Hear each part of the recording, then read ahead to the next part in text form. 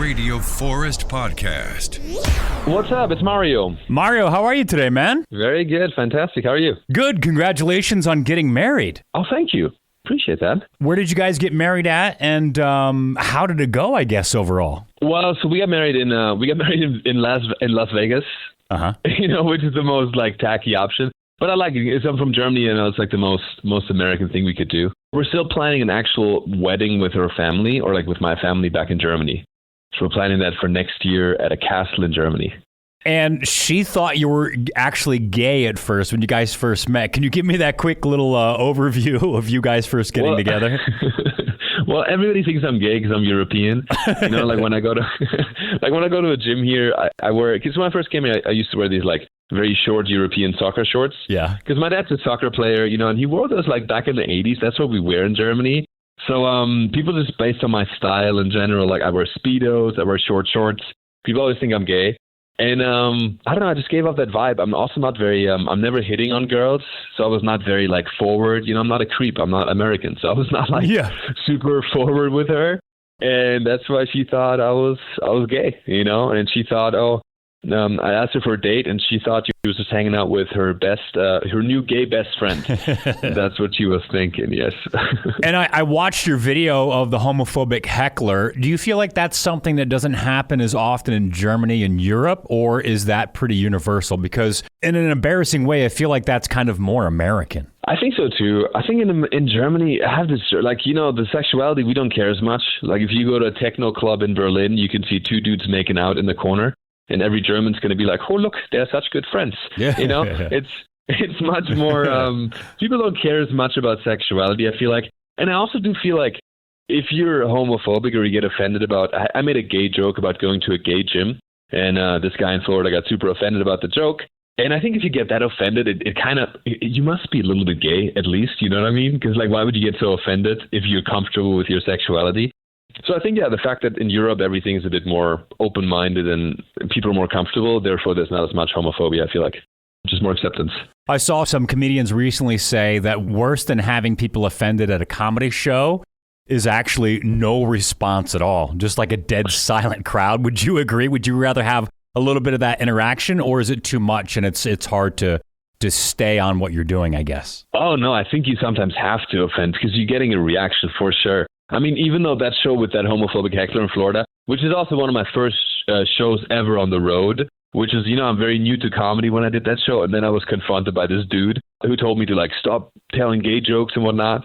But everybody in the crowd would agree that it was a very memorable. I mean, in some way it was funny because I was able to interact with him, kind of shut him up. So people definitely remember that show, which, in a way, that's better than people watching your show and being like, it was whatever. They were like, oh my God, did you see this guy's show? He had this guy he roasted on stage because he was heckling him. Yeah.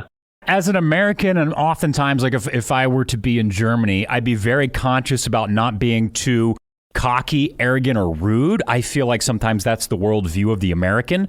So as a German in America, are there any things that you're trying to keep track of and not be too German about, or is there stereotypes of Germans that you're worried? I don't want to give America a bad name, and I think of the bad views of America as how people view Americans. So in a reverse way, what are you worried about as far as being viewed as a German in America? Well, I mean, I'm trying to, first of all, not look like a Nazi. Yeah. That's the first thing I try to do. I try to only wave at people with my left hand. I'm trying to do... Yeah. In Germany, obviously, we have a lot of guilt, for everything we did. Germany is somewhat of a dark history, you might say. So, so I was very aware of that when I first went to New York, because I was in a very Jewish neighborhood. So I felt, we have so much guilt in Germany, but we never really come in contact with Jewish people. Mm-hmm. But then I lived in South Williamsburg, and I went to all these, I love this Jewish neighborhood. I went to this, Jewish deli, had, Reuben sandwiches, matzo ball soup. And I got along with the Jewish owner, Noah was his name, so well. But I never told them where I was from because I was kind of ashamed. I know I didn't do anything, but still, I have this history, you know what I mean? Yeah. So he asked me one day, it was like, oh, you're an accent. Where are you from originally? And I was so like, I don't know what to tell, because I knew I didn't do anything, but I still just like, I didn't want to ruin the vibe. So I looked at him, I was like, I'm from Italy, mamma mia. You know, yeah. My name's Mario. You can get away. Yeah. Yeah, that's that. Yeah. With your dad being a soccer player, do you follow Bundesliga at all, or the German national team? That's my favorite national team is Germany. So what's it like? Oh, really? Yeah, I just love them. I think they should have had it the last couple of World Cups, but well, not really. I guess I wish they would have had it because they were so good, like 8 years ago. So what's it like in Germany with the Bundesliga and your dad playing soccer and the German national team? Like, does everybody rally around the team? Yeah, 100%. I mean, of course, Germans support the German national team. It's just so funny that in Germany, we don't have the same level of like national pride. Yeah, that was my question. Yeah. 100%. Yeah. Even if you cheer for your soccer team, like I went to spend time in Mexico during the World Cup, and I saw how much like how they would celebrate Mexico, and I was like, oh my God, like we would. They were all like, oh, Mexico is the best country in the world. And if Germans said that, it has a different connotation if we Germans say that we're the best country in the world. Again, you know, that does sound pretty bad. Yeah. Yeah. It just sounds like, a little like 80 years ago. So there is that, and we do celebrate our national team, but we're always like, if I celebrated Germany, like, if I actually was at a bar with my wife in Chicago when Germany was playing in the last World Cup, and Germany scored a goal in the last second of the game against Spain, and I jumped up. I was like, yeah, Tor für Deutschland, and I was cheering for Germany, and then everybody looked at me a little weird, and I felt a little, I was like, I have a Jewish friend, I was like, she's Jewish, I'm a good German. It's okay, yeah. German, but not that German, I also wanted to ask you, I saw that your family was into lumbering as a child in Germany. Mine was as well. So I have some very specific smells associated with that. I mean, there's chainsaws, there's oil, there's sawdust. Do you have as strong as a smell memory as me, or is that just like a weird thing? Because that industry, to me, has such an aroma of different things. Oh, I fully agree with you. I used to work with my uncles a lot. Like my uncle's a lumberjack. And they have a lot of land, and I would help when I was younger. Even like when I was like, I guess 9. I got an axe for Christmas one year when I was 8 years old. Oh, and you got your mom one too, right? Yeah. Exactly. My mom, she also got an axe for my dad for Christmas one year. Like, it's so funny, but like that's what I grew up with. And I will agree, man, like working in the forest, there's the smell of what do you call it? Like in German it's called Hotz. It's like the syrup of the tree, that aroma sap. Of like the they call pine it trees. Sap here. Yeah. Okay, sap. Yeah. So that's. There's something about that, and I love the smell of that, because if I did any sort of manual labor, for sure that's my favorite. Because first of all, you can see what you achieved. Like if you chop down a tree and you put it and you load it up, it's like you accomplished something. Whereas like I did some work also when I was younger. I worked at a local brewery, and I was like bottling up beer bottles, which is cool. But like there's no real. You're inside. There's like a different smell. But being outside in nature, the smell. It's definitely something very nostalgic for me. You're also a retired German model, so this might sound weird at first, but I think you'll probably understand once we get into it. Can I ask, how much do you weigh now in pounds? Okay, I weigh 200 pounds now. So you got quite a bit heavier for a while, right? Can you tell me about that? But then you ended up cutting out grain. So tell me about you as your beefiest. How hard was it to get there? And then the change in deciding that's not really the body style that you liked, I guess, the most. Yeah, it's so confusing. It's like when I grew up in Germany, all my family lived lumberjacks. So my uncle once made a joke about me that I was like skinny. He called me a hagerer Lauchburschenbub, which in German means skinny. Okay, so when he called me that long for the word skinny, yeah, I know. German is not a very efficient language. But so when he told me that, I was like, oh, I got to beef up. So then I did basically bodybuilding, and I got up to 98 kilograms, which is like maybe 215, maybe something like that, pounds. Then I started modeling, and in modeling, most people don't know this. You don't have to be muscular. You have to be skinny because you have to fit these tiny designer jackets.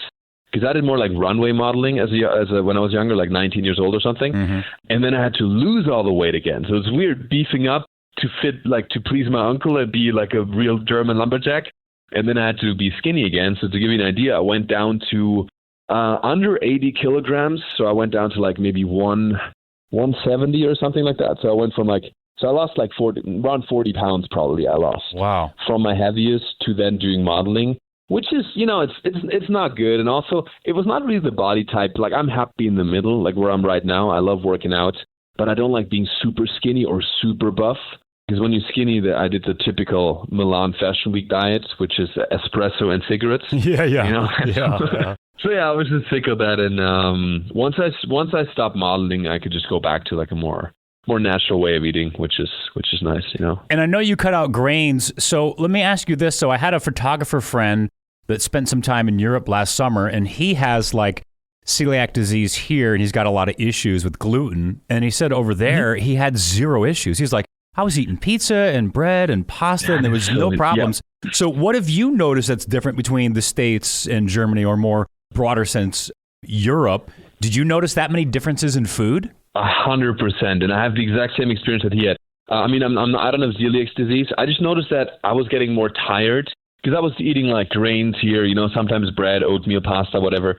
And I would eat that in Germany because in Germany, my uncle was a baker. So we had like the grains were all, they were literally, they're from the same farm that my uncle grew up in. So it's basically it's like super local. And I don't know what it is about it, but the bread in Germany, like when I eat bread in America, I get bloated. I feel more tired. So I did this whole like blood work with a doctor and told me to cut out grains and I feel so much better. But when I go back to Germany, I can drink milk and it doesn't mess up my stomach as much. I can eat bread and I truly don't know what it is. It might be because American stuff is just usually more commercialized. It's more highly processed. So like breads are, you know, they have the bleached flour. They have like lactose in bread, a bunch of ingredients you wouldn't know. Like if you look at a toast, like a American bread at the supermarket, it has like 30 ingredients, whereas like in Germany it has 2. You know what I mean? Like grain and water. Yeah, literally like flour and water, whatever, maybe some salt. So I don't know what it is, but definitely Europe. I feel like the quality of food is definitely better in Germany. That's what all my American friends, when they go to Europe, they eat pasta in Italy and whatnot, and they don't necessarily gain weight. Doing comedy now, so you're traveling. You've got an extensive modeling background. That's a ton of traveling. So where are your favorite places to go, but as in you would go back a second time? Because sometimes if you travel, you're like, I've already been there. I don't want to go there. I want to go to a new place. So what place would draw you back for another time? And a second question, where are your favorite places to eat out of all the places you've traveled to? Oh my God, that's such a good question. So I do like Chicago a lot. I don't know, something about it. My wife's from there. I liked it a lot. Also, the food, it's very German in a way. You know, the food reminded me of Germany. You know, like very meat heavy. Yeah. And it's so funny. And I don't know, Americans never agree with me, but I love diners. Like to me, a diner is like even Denny's or like IHOP. These diners are like, that to me is what I grew up with. Like I grew up watching American movies where, you know, you fall in love with a cheerleader at a diner while you're like drinking a milkshake. That is such a romantic, nostalgic thing for me. So when I see diners, I feel the same way as you Americans probably feel when you see a castle in Europe, you know, because you're like, oh, castle is so historic, you know, and I'm like, no, Denny's. I go into the diner, I'm like, oh my God, it's so American, you know. So I do like diners a lot, which is weird, but you know. Pancakes for breakfast, like we don't have pancakes in Germany as much, and especially not for breakfast. And there's like pancakes all day at a diner. I'm fascinated by that. Do you get to do the small town diners, or at least the ones that are like mom and pop owned and not a Denny's? Because those are the best. When you can get breakfast all day, it looks a little dirtier. The kitchen's a little sketchier, but that'll be the best diner food ever. Yeah, and that's what I want to do on my tour. I'm doing this whole like German efficiency tour. So I'm touring the whole U.S. And I have some dates that I'm going to be driving consciously, because usually when I go to a new city, I usually take an airplane. So I go to big cities primarily. You know, I've been to like Miami, Chicago, but I've not been to like a small town, you know, in like Idaho. So I want to drive through and experience like a small diner, as you're saying. But for now, I've only been to like the big cities. So you're saying small town diners are better. Tell me about your Uncensored podcast. So you have guests on there. Sometimes there's video components. How long have you been doing it? And I guess what's the general explanation of what the Uncensored podcast is like? Yeah, so I started a podcast during the pandemic because it's weird. First of all, there's nothing else to do really. So like there's no stand-up, no modeling gigs happening. So I just wanted another outlet for my content. And I noticed that a lot of stuff gets removed. My main channel on YouTube is monetized. So I made like most of my money with that channel.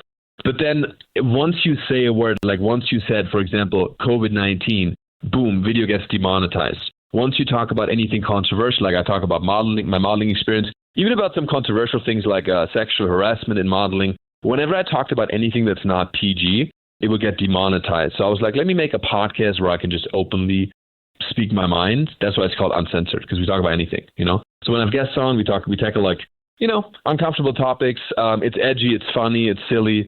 So yeah, that's what I wanted with the channel. Well, it's just more raw. My other YouTube channel is everything's highly edited, and I just wanted the raw, uncensored outlets to talk to people. You're super easy to talk to, and you've got a ton of experience in front of people and talking on stage and meeting different people. It was kind of hard to watch your video about the sexual harassment and the one that was, pretty extreme. So how hard was it for you to decide to do that? Because I know you kind of kept that to yourself for a while until you just shared it with one friend. But when deciding to get it on video with your personality, was that an easy transition or was that a pretty hard decision to make? No, it was difficult because people like on YouTube, they know me as like the silly guy who's doing like the modeling vlogs, and everything's pretty silly. Nothing's too serious. So it's definitely a big jump from that to doing a very serious video talking about sexual assault, right? But I thought I just know that if I can just help one person, like one man, especially who's in my position, or who was in my position, and tell them that it's okay to talk about, difficult things as men, to be more vulnerable. I felt it was like almost a responsibility to talk about it. And I was super nervous when I posted the video because, as I talked about, like as men especially, we sometimes feel like we don't have permission to be vulnerable or show emotions or say that something affected us. So that's why it was a scary thing. But the support was overwhelming. When I posted the video right away, all the comments were so many, especially men, coming out saying, "Hey, I'm so glad you gave me permission to talk about my feelings." And I think that feedback made it all worth it. And it was a very positive experience overall. I think the net is definitely a positive because it inspired a lot of men to be more real, Well, he's a retired German model, a YouTuber, a vlogger, a comedian. He has It's a Me tattoo. It's Mario Adrion. Hey, thank you so much for talking to me today, Mario. I appreciate it. Thank you. I appreciate you.